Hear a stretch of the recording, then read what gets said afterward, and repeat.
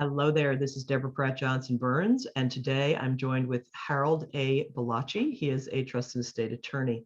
He'll be speaking about how to avoid probate, and he will give you specific examples of exactly how to do just that. This is part of a financial freedom education series. You can sign up every other Wednesday at 5:30 on my website by RSVPing on the events tab. So today, let's talk a little bit about probate and how to avoid it and what are the steps to take to do so. But I'd like to start with the very basic topic of what is a last will and testament? Harold, could you share with us how does someone go about creating one of those and what does it entail?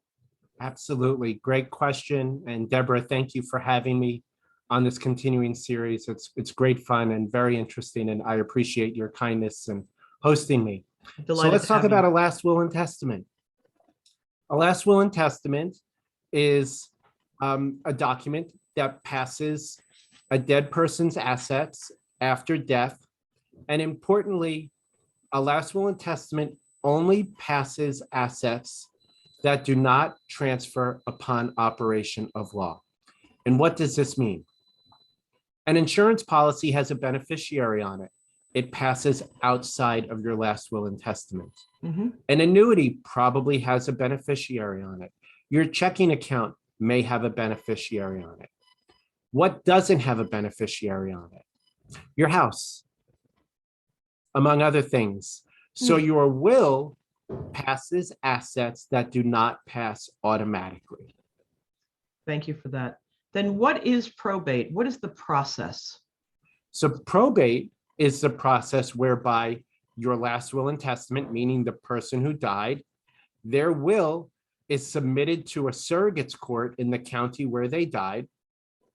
And the probate process is a surrogate's court action whereby the executor who's nominated in the will submits a petition to the court saying, Harold died, I'm his nominated executor, he has this will, I'd like to submit it to the court, for the court to, number one, validate that the last will and testament is in fact my last will and testament and that it was executed with the proper statutory formalities.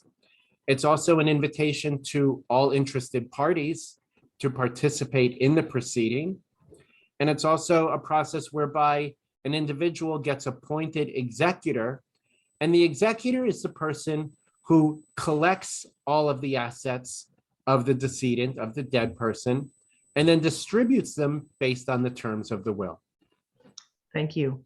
So then that brings to mind, so what are the real pitfalls of probate? Why do we want to avoid it so badly?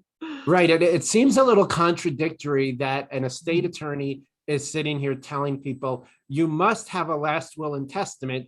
But now Deborah and I are going to talk for 30 minutes about why a last will and testament is not enough. Right. Because there are pitfalls associated with probate. The number one issue with probate is, among other things, look, the courts are overwhelmed with work right now. Mm-hmm. The courts were busy 2 or 3 years ago, and a lot has changed in our world. Mm-hmm. So the obstacle for most people is the amount of time that probate takes. Mm-hmm. When I started my career, no joke, if I had a completed probate petition, some courts would turn it around the same day. Now, most courts are no less than 2 months. Mm-hmm. And in many cases, a good will with a straightforward probate petition could take 3 to 4 months just to get through the court system and get somebody appointed as your executor. Why is that a challenge? Because that means 4 months have gone by without anyone having any authority to pay your bills, access your accounts, access insurance policies, preserve your estate. It sort of leaves an estate and it leaves your assets in this limbo where nobody has any control over them and they're basically frozen. So for me, the amount of time associated with probate is definitely the biggest concern. The second concern that people need to understand is when you submit a will for probate, regardless of what it says, all interested parties are invited to the court to explain why your will may or may not be valid. And this becomes a real challenge for individuals who may not have a nuclear or linear family. For those of us, it's easy. You're married, you have children, you have parents, you have nieces and nephews. Not everybody does. Right. So one of the issues that we encounter, and I'm encountering this a lot right now, is I have a single person who passed with no lineal heirs. So why is this a challenge? Her will is perfectly valid. I now need to show the court who would inherit had she not had a will. And unfortunately, I don't know who those people are because she wasn't married. She didn't have any brothers or sisters. She doesn't have any nieces or nephews. So who are her relatives? Right. Now, I have to do an independent kinship investigation and provide that to the court. And when I find those people who may or may not be related to her, I need to notify them of this probate proceeding. So think about it. You have a person who passed away, and I'm going to send a letter to somebody that they never met, inviting them to offer an opinion regarding the validity of her will. Sounds a little odd. Yes. Doesn't it? And those people have a lot of power regarding that will in terms of slowing the already slow process of probate down. So those are two really big pitfalls to probate. And notice I haven't even discussed the phrase will contest. You want to talk about pitfalls to probate? That's the biggest one, but that's a whole conversation for another day. Right. Well, as a financial literacy series, the one major concern of my clients and listeners and viewers would likely be, what are the range of costs, A, if you go through probate, and B, if your estate doesn't go through probate, what are the costs to create other kinds of vehicles to actually help you not go through probate? Very good question. And like all good attorneys, I'm going to say, we don't quote fees online, but we can give a general idea. That's right. For example, the probate process. First expense are the court filing fees. In New York, any estate worth more than $500,000, the court gets a filing fee of $1,250. So now you're down $1,250 before you put pen to paper, before you retain the attorney. Amazing. Legal fees on a very straightforward probate, probably about $5,000. The minute somebody throws a wrench in the proceeding or appears or decides that there's more to this than a straight up probate proceeding, you're looking $10,000 to $15,000, $25,000 just to settle the probate process. And really what you're paying for is attorney time. People are always so worried about how much attorneys are making. If there's going to be a long conversation about this probate proceeding, I'm on the clock. And that's when the bills just start to add up very, very quickly. So people also need to understand, however, that these costs potentially come out of the person's estate, not of the heir's pocketbook, if you will. That's absolutely correct. But it's still their money. That's right. And what's interesting is we have a lot of clients who are just so organized and know every dollar down to the penny, but they don't want to spend to protect that money after death. Yes. They would never, ever contemplate spending $5,000 to $10,000 on a court case. But now that they're dead, they didn't do the right planning, or they didn't complete some good planning. Right. And now all this money just starts to go out the window. And I can only imagine what's going on upstairs when they're looking down on how much money is being spent of their hard-earned savings. Correct. It's quite sad, but proper planning will certainly mitigate the expenses associated with settling an estate. So let's say the estate goes through probate, as it typically does. If the person doesn't want it to go all the way through probate, which means that there are no instruments in place to protect it from probate, what are those instruments that people should use while they're alive to actually pour over their assets into, so that their heirs do not have to go through this bloody, ridiculous expense and time-consuming one at that. So that's the perfect question, because our conversation today is how to avoid probate. So Right. I hope we've given our listeners and viewers a little bit about what probate is, because if we're going to talk about how to avoid it, we should know what it is. Right. The best way to avoid probate is through the use of some type of trust. Mhm. And in my business, I focus on two types of trusts: revocable trusts or irrevocable trusts. And let's be fair, there are lots of titles that people use to talk about trust planning. For the most part, you're either doing a revocable trust or an irrevocable trust. The name you assign to it is really immaterial. It's just for conversational purposes. And let's go through examples of each one, if you will.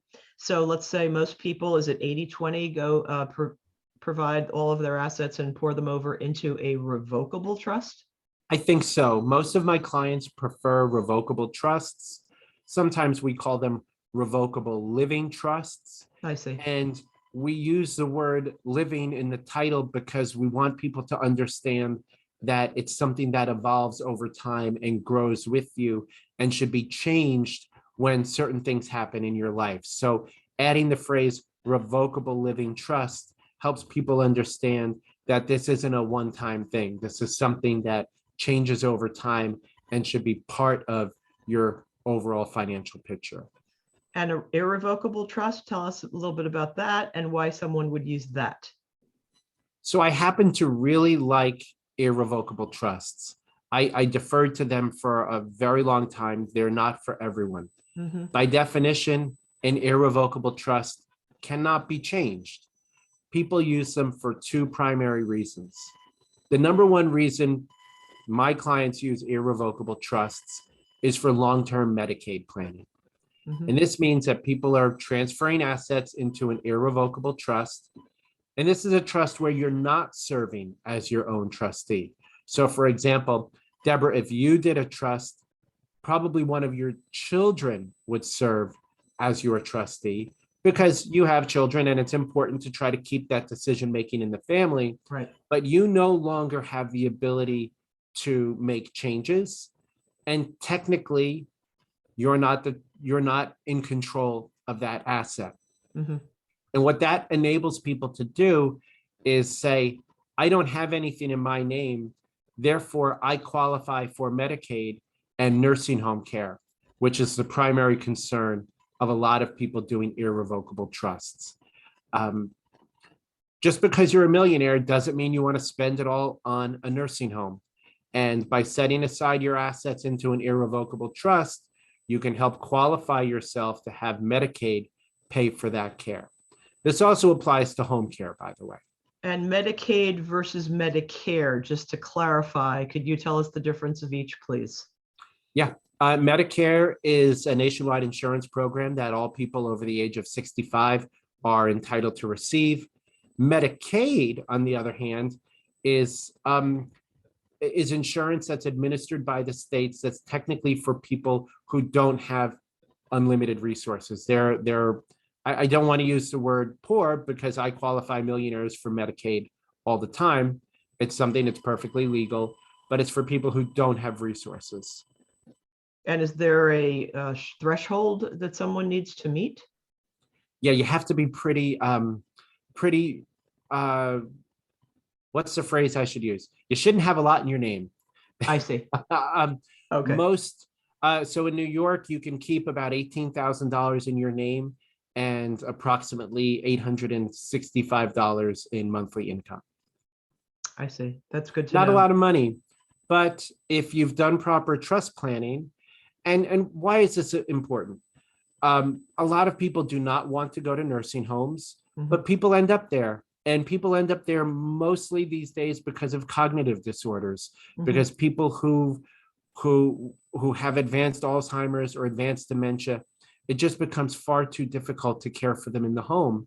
Right. So this is a way for people to segue into a nursing home, and they've set their assets aside for the next generation, and Medicaid picks up the tab. I think it's a very reasonable proposition.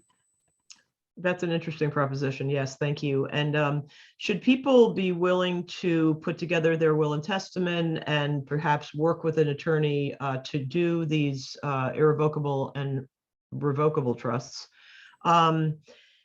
Tell us a little bit about how they can reach you to potentially have a discovery call or a complimentary consultation, so they understand that my partners are available to everyone listening and watching these videos, because we want to make ourselves available as a team.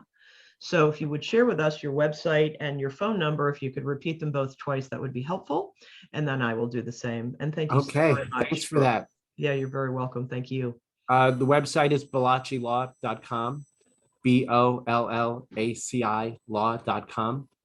And my phone number is 516-538-9700. That's an easy one. I'm not going to repeat it. Got it. Okay. And people can reach out to me for financial literacy education and mentoring at Deborah@literacy2legacymentors.net via email. You can also go on my website, literacy2legacymentors.net. There are many options there to sign up for a complimentary consultation. Secondly, you can contact me with regard to consultations on business and brand strategy. Consulting packages are on my website, and you can sign up for those as well as a discovery call. So thank you so much for your time and your interesting topics today. Harold is one of our premier partners and providers of education and literacy. We will see him again in a couple of weeks. And do stay tuned. Next week, I will be speaking about how to become a more informed investor. What that means is, in this most volatile and perhaps most volatile market I've ever seen, we can actually share with you exactly what steps to take to avoid some of the roller coasters that most people are dealing with today. So thank you so very much for your time, and have a terrific day, and we will see you in a couple of weeks. Thanks again. Thanks, Deborah.